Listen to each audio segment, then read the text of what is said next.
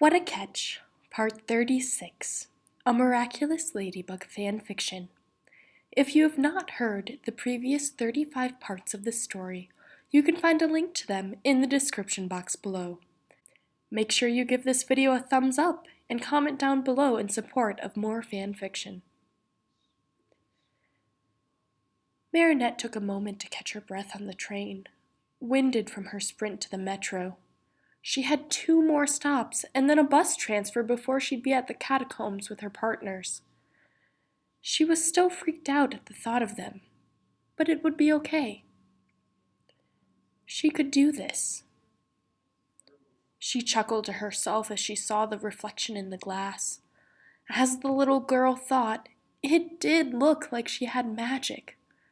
Ladybug would be able to pull off this hair in style, and Marinette was sure it would come off as a surprise to her companions. She could do this. Marinette ran to the bus stop after leaving the metro, hoping she'd get there in time. It was already 20 to noon, and she wasn't sure if there'd be a safe spot to transform when she got there. Should she just go as herself, sticking to the original plan of waiting around as Marinette to see who showed up? She could do this. She stepped off the bus and ran to see if there was a fast food chain she could slip inside. Her nickname, Lady Luck, stood true as she ran into an American burger joint with a bathroom that had a window large enough to slip out of unnoticed after transforming.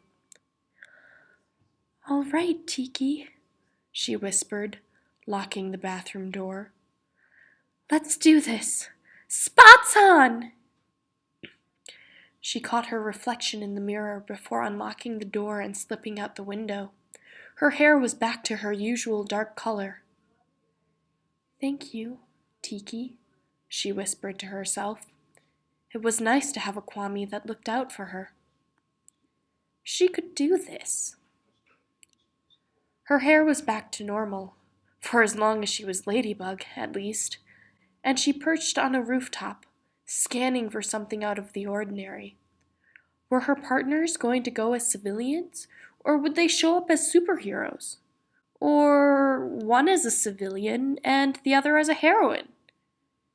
Did they know each other's identities already? How long had they known? Had they been in contact with each other all these years as Ladybug, went MIA? Had they grown impatient and wanted to meet her again after the news of Hawkmoth circled? Or was it because they saw that she and Cat Noir were in town after the bus incident? Did Cat Noir know who they were, but isn't meeting with them today because of her request to the connector? "Stop asking questions," Ladybug told herself. "You're psyching yourself out." She could do this. Something familiar caught her eye.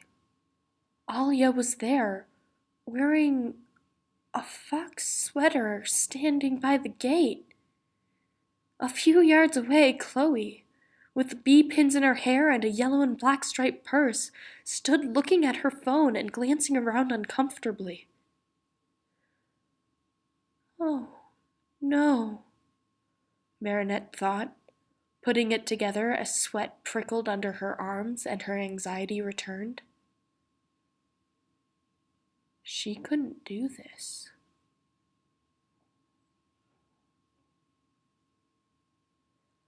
Thank you so much for listening. Part 37 is on its way. In the meantime, you can check out these other videos for more fan fiction. I'll catch you next time.